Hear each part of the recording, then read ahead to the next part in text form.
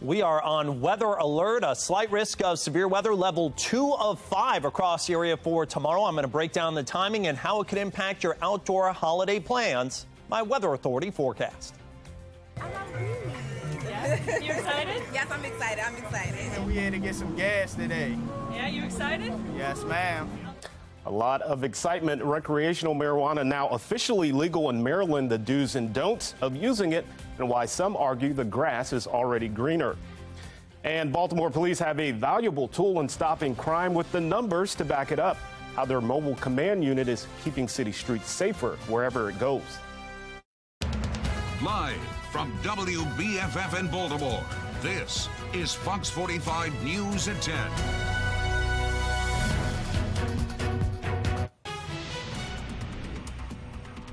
July off to a soggy start across our area. We're on a weather alert on this 4th of July weekend as storms continue to be a threat over the next few days. Good evening. I'm Vincent Hill. This line of storms could put a damper on your holiday weekend plan, so let's go right to Chief Meteorologist Jonathan Myers with the latest. Jonathan. Yeah, and Vincent, it looks like tomorrow is going to be one of our worst days of the weekend, although we did have a few showers and thunderstorms today for some. Tomorrow is more widespread, and in fact, we are now under weather alert, and this is why. Slight risk, level 2 of 5, risk of severe weather area-wide for tomorrow. In fact, statewide for tomorrow. And that's, again, a level 2 of 5, above a marginal, below an enhanced. I think our biggest threat here is going to be wind damage as well as the potential of large hail. I do not see much of a tornado risk out of this, though, so that's the good news. But this could be impactful to your afternoon and evening plans tomorrow. Already, showers and thunderstorms off to our north around Carlisle, Lebanon, and Lancaster in Pennsylvania. Some of those have tried to edge into eastern Hartford and western portions of Cecil County. Those continue again to weaken as we're now heading into the later overnight hours. And yeah, there's more to come, unfortunately. Take a look out to the west. These are kind of what we call ridge riders, or the ring of fire around the big dome of heat down to the south. You may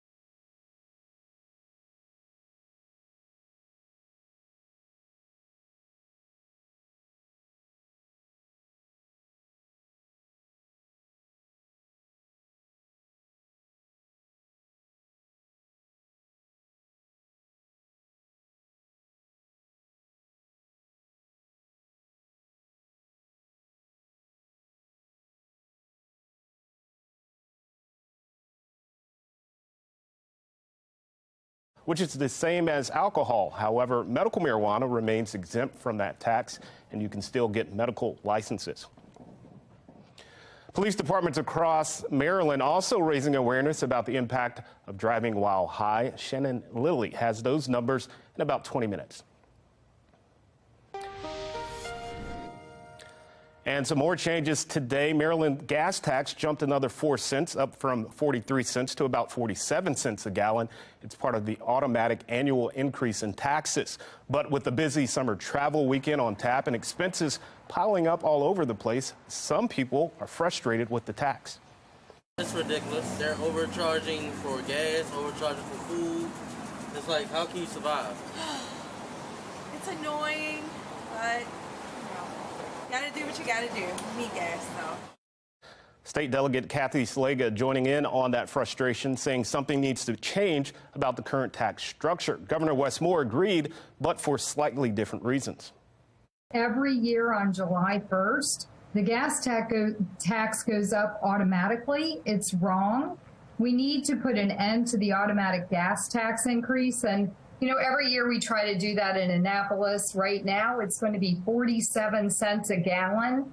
And if it continues on the same trajectory, in 10 years, it'll be $1.08 a gallon in taxes. I'm calling on, I'm asking the General Assembly and telling them we're ready to work in partnership with you in the next session to be able to address the fact that as of right now, the only assets that we have to be able to put towards the Transportation Trust Fund are things that are regressive taxes.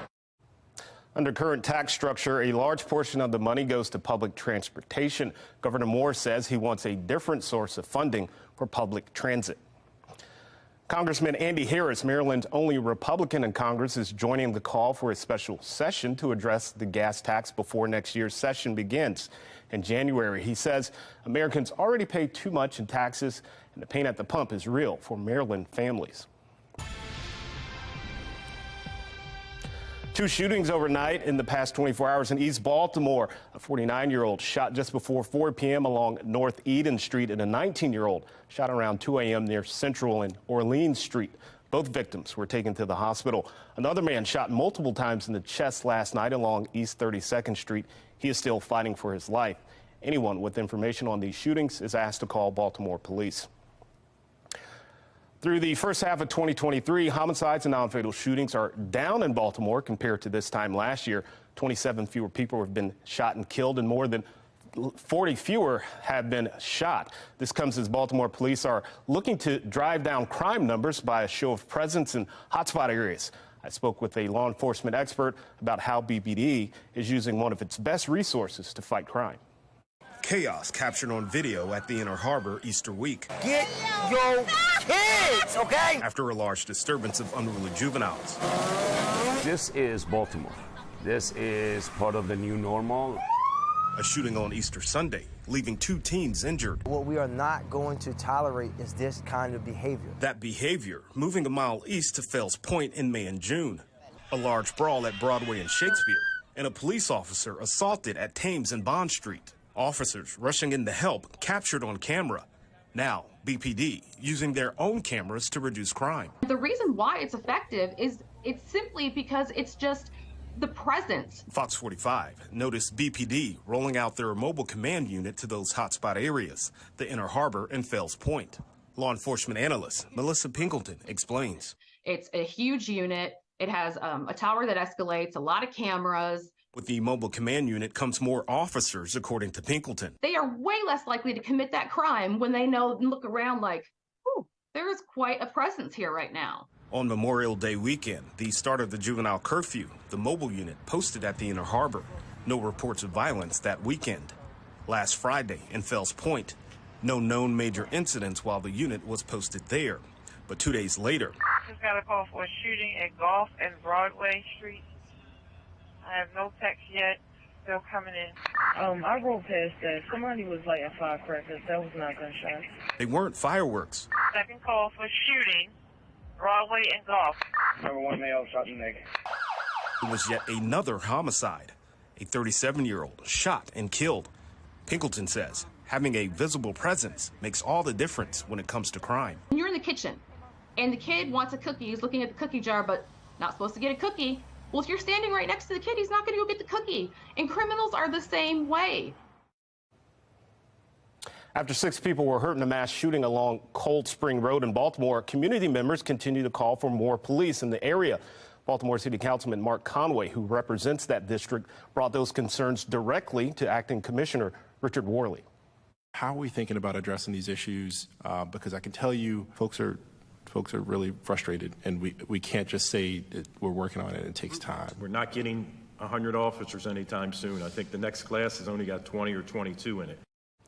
Closer look at the department staffing problem shows several hundred of the officers needed would be on patrol, walking beats, and responding to crime. The Baltimore Police Union says current staffing levels leave only about a dozen officers on patrol at any given time in each of the 9 districts. City leaders also pointed to Baltimore's youth curfew as a way to limit crime, especially among juveniles. But a representative from the mayor's office of neighborhood safety and engagement says no teens have been taken to the connection centers since the curfew started almost a month ago. Last week, the city closed one of the connection centers, leaving only one remaining.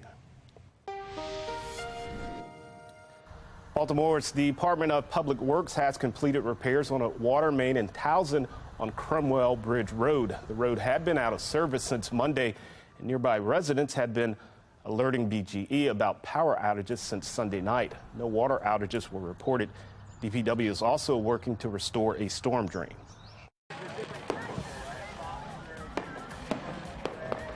All right, it's that time of the year. The sound of summer in Baltimore County. Tonight's fireworks display and the warnings if you plan to enjoy fireworks this weekend. Plus, legal marijuana not a victory for everyone. One man's story on how his hemp business can't keep up with the booming business.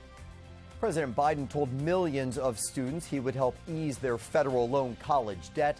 The Supreme Court said otherwise. I'm Scott Duman in Washington with a look at the decision and the fallout.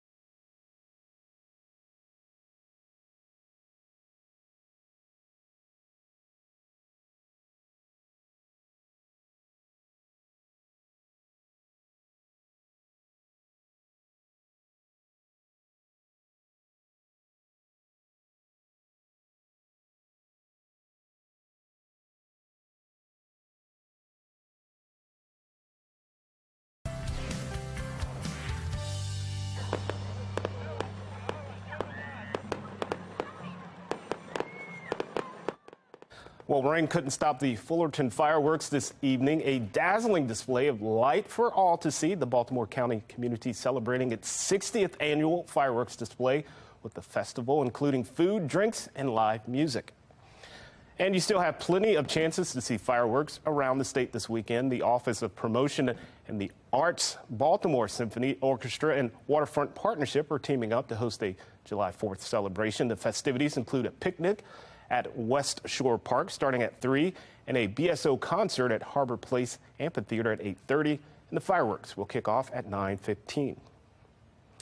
All this week, emergency officials are making sure you can celebrate safely. Emergency rooms typically see a spike in burn victims around this time of year, especially among children. State fire marshals used a mannequin to show just how fast your clothes can catch on fire and an egg to demonstrate the impact of fireworks on your eyes.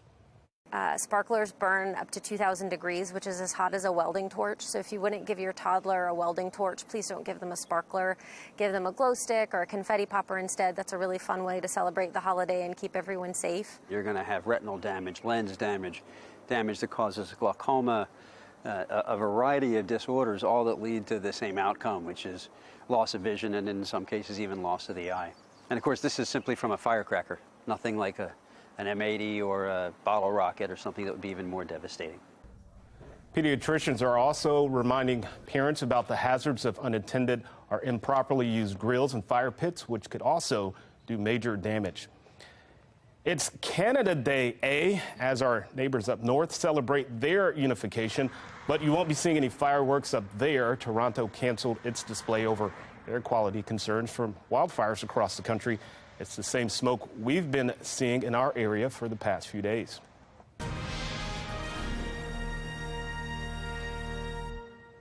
Two controversial rulings in the Supreme Court on Friday. First, the court ruled in favor of a web designer who didn't want to make a website for a same-sex couple, paving the way for similar businesses to refuse service to someone based on sexual orientation. The majority opinion argued under the First Amendment, someone can't be compelled to create original designs for people if they don't want to.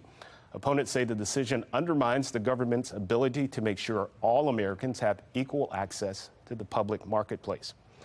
The Supreme Court also struck down federal student debt relief for millions of Americans, negating President Biden's move that was a way to win over millions of young voters. Chief political correspondent Scott Thuman shows us why and what to expect next. Another key campaign pledge now wiped out by the Supreme Court. President Biden's promise to help college students ease federal loan debt, seemingly broken. Millions of Americans in this country who feel disappointed and discouraged or even a little bit angry about the court's decision today on student debt. And I must admit I do too. Biden's move would have let eligible borrowers cancel between $10,000 and $20,000 in debt, but also could have cost more than $400 billion to do so. This ruling stops one of the most egregious examples of executive overreach in modern day history. We've said all along that we agree with the administration that we have a crisis. We just disagree that taxpayers should have been held accountable. We think these colleges should be accountable. Among the biggest hang-ups the justices took issue with, what they saw as overstepping by President Biden, making financial moves that Congress should decide, not the president. Though the White House insisted Biden had the right, using the 2003 HEROES Act, saying relief is allowed during a national emergency, in this case COVID, the court's majority disagreed, writing, Congress did not unanimously pass the HEROES Act with such power in mind. Senator Eric Schmidt, former attorney general in Missouri, helped spearhead the fight. One of the things I'm most proud of is here, this literally saved taxpayers, $500 billion. I mean, it's hard to put that kind of money in context, but when we're dealing with sort of the national debt issues, the spending crisis that we're in, it's a big deal. While 16 million applications were already approved, now those payments are set to resume in October. Today's decision has closed one path. Now we're going to pursue another. I'm never going to stop fighting for you. We'll use every tool at our disposal to get you the student debt relief you need and reach your dreams. In Washington, I'm Scott Thuman. And President Biden saying his fight to slash student debt isn't going away. He says his administration is working to find a new way to give students the financial relief he promised during his campaign. He's planning what's called a ramp repayment system, which would give them up to 12 months before being penalized for missing a payment, working with the credit agencies that issue your credit score. He says that program will likely take months to set up. Twitter now looks a little different. The major changes hitting the platform and the controversy it's creating among users. And new filings in the federal case of former Baltimore City State's Attorney Marilyn Mosby, why Fox 45 and other media outlets are being brought up.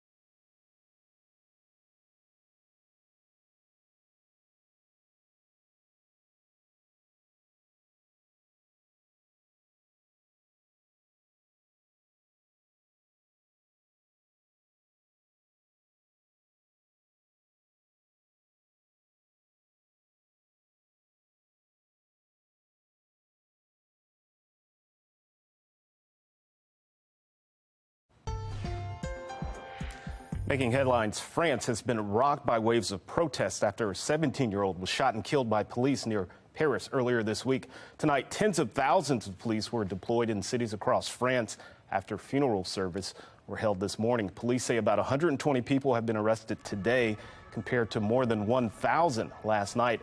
Officials believe more than 700 shops, restaurants, and bank branches have been either looted or burnt to the ground since Tuesday. So far, the French government has not called a state of emergency. Hashtag Twitter down was trending today after thousands of users got messages saying rate limit exceeded on their Twitter feeds hours after users began reporting the problems. Twitter CEO and billionaire Elon Musk tweeted that the site had applied temporary limits to address data scraping issues. Under the new limits, verified accounts can only read 6,000 posts a day. Unverified accounts can read 600 posts, and brand new accounts are limited to only 300 posts per day. And it comes just one day after the social media site began restricting site access to logged-in account holders before anyone could pull up the website and view posts. Now this screen pops up if you're not logged in. It's unclear whether the changes was intentional or a glitch in the system. Twitter has not addressed the change, if the change is permanent. If you're going to be planning on heading out to the O's game for tomorrow, well, showers and thunderstorms threatening by game's end. Go O's either way, but I'm going to let you know when we've got weather alert and severe thunderstorm conditions that could be moving in. My Weather Authority forecast.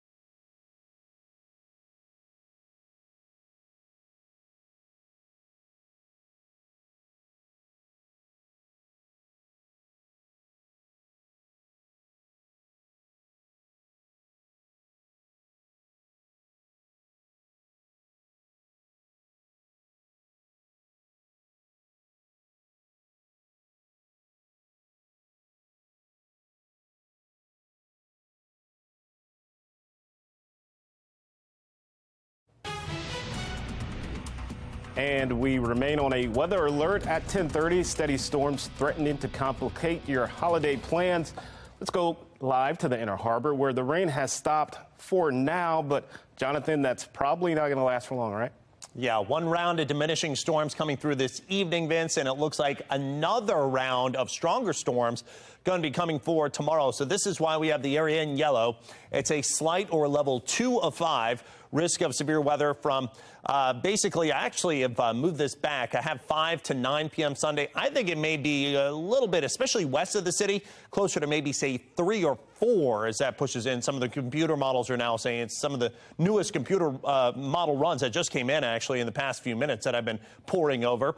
Hail, wind, the biggest threats, but there also could be some brief downpours, and boy, do we need them because we are still running at a pretty serious drought here in Baltimore. Now, you take a look around West Manheim and Westminster, still a couple of showers here. This is going to be the deal overnight. You're going to get some splash and dash showers and thunderstorms that come in, they move out. Maybe another one comes in, moves out through about the early sunrise hours, and then we'll have a bit of a break. But we are not done. Take a look as we go wider out. There's much more that is out to our west, from Chicago all the way down to St. Louis. Now, south of all this, there's all kinds of heat. Temperatures up near 100 degrees, feeling more like 110 to 120. So we're not in that, but we're in the what we call the ridge riding thunderstorms. A big ridge of high pressure, if you will, is creating all that big heat down to the south. And the storms, these disturbances, kind of ride in the transition between cooler air to the north and that heat to the south. And that's exactly where we are. So this is why we're not in the full-on heat, but we get the 80s like we got today, 85 degrees for our high. Then we get severe storms tomorrow. Then we get into some heat, and then the heat will break, and we'll get some more storms. That's going to be our pattern the next several days. And we hope that we get into a little bit of a lull, at least for July 4th and some of that surrounding time frame. There's that stormy weather to our north and west, humidity building in from the south, strong storms with a diminishing cold front that's trying to push up and over this heat and up toward us for tomorrow. And that's why we have the weather alert day. Boy, do we need some rain. Take a look at the drought monitor. Even after the rain that we've seen some improving conditions on the eastern shore, but still this orange zone here, this is a severe drought, and we are still stuck in it. So we need more rain, and it looks like we will get some. Unfortunately, could ruin some plans tomorrow, but it does look like we'll get some for our Sunday, and maybe even a chance on Monday as well. 75 degrees, Toyota Eastern Harbor Skycam. It's kind of steamy, foggy, dew points in the low 70s. It is uncomfortable. Couple of showers, maybe a rumble overnight. This is that newest computer model run I was talking about. By about 8 a.m. tomorrow morning in the 70s, it's sticky, it's steamy. After about, say, 1, 2 o'clock, notice the skies darkening from the west. By about 3 o'clock, Westminster all the way down to Gaithersburg getting some of those storms. We push to near 90 tomorrow afternoon, but it comes at the risk of some of those strong storms at 4:45 through about 6, 7 o'clock across the city and then the eastern shore, and then beginning to push east, although there still could be some more storms that are kind of scattered about into early Monday as well before a less rainy day by Monday afternoon. In terms of rain totals, could see some pretty good downpours. We need 1 to 2 inches of rain locally out of this by the time it's all said and done tomorrow night.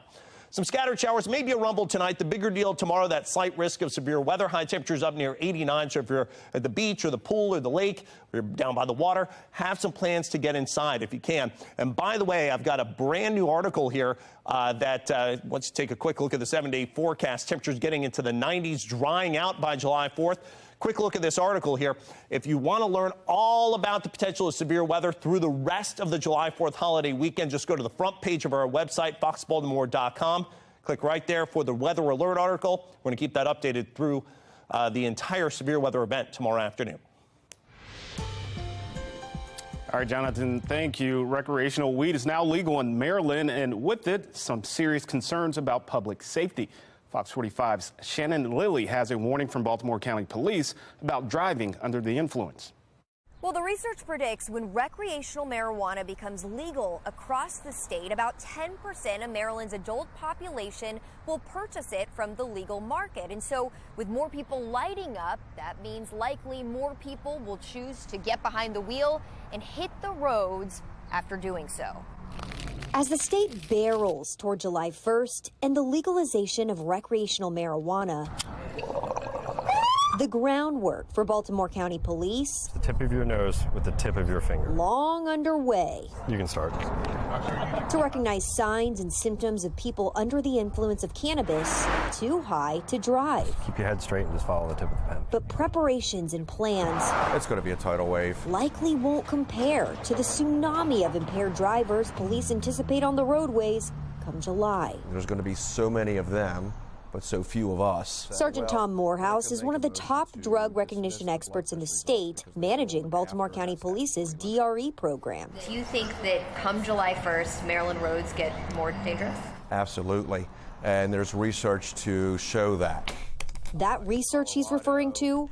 A 2021 study done by the Rocky Mountain High Intensity Drug Trafficking Area Program showing a 138% increase in traffic deaths where drivers tested positive for marijuana since the legalization of recreational cannabis in Colorado. Closer to home, That relaxed attitude and that attitude that, or that belief that it's already legal, I think that's a big part of it. Sergeant Morehouse says in Baltimore County, the number of calls for drug recognition experts like him also are increasing before July 1st even hits, with more than 70 evaluations so far this year compared to last year's 40 to 50 at this time. And keep in mind, Morehouse and other DREs play a crucial role in the state's DUI enforcement. They're the ones that are called to evaluate when an arrest is made for impairment that's not alcohol related.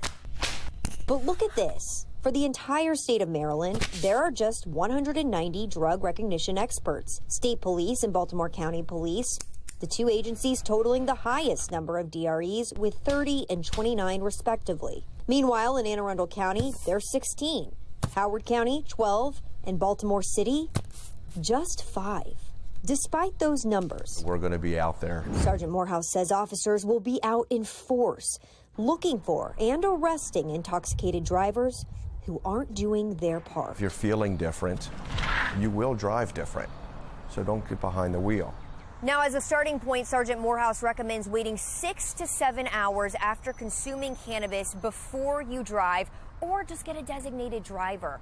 And if you're out on the roads and you see an unsafe driver, be sure you keep a good distance behind and call police. Shannon Lilly, Fox 45 News. And while many are excited for the start of recreational marijuana, others say it's a nightmare. Fox 45 spoke with Nicholas Patrick, who owns stores that sell hemp products. Patrick says it's the end of the road due to language in the laws approved by lawmakers. In the final framework, hemp products with certain levels of THC are prohibited from being sold without those new weed licenses. Now, layoffs and financial ruin may be on the horizon for Patrick, his family, and his staff. We began letting all of our customers know that come July 1st, we will no longer be able to sell these products. We're still sitting on, I think at this point, I have about $35,000 worth of inventory that I can't sell. We're devastated. I'm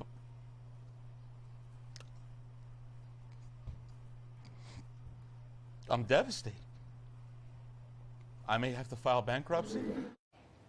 Patrick says his Glen Burnie location will remain open. He's planning to transition it into a smoke shop. However, he says he worries that by next year, the hemp industry may be close to obsolete. New filings Friday in the federal perjury case of former Baltimore City State's Attorney Marilyn Mosby. The first major development since her trial was delayed back in February. Fox 45's Jeff Abel sifted through 900 pages of documents and has more. Well, the former state's attorney is once again trying to convince a federal judge that media attention has been so intense she cannot receive a fair trial here in Baltimore. 30 days. Let's try it. At first, former state's attorney Marilyn Mosby demanded a speedy trial. Now she's demanding a trial at another courthouse. The perjury and mortgage fraud case against Mosby is slated to open here at Baltimore's federal courthouse in November. But Mosby is asking the court to reconsider, moving the trial to Maryland's Southern District Courthouse in Greenbelt. In a 900-page motion filed in federal court today, Mosby's new defense team writes that Mosby has endured a steady drip and sometimes a deluge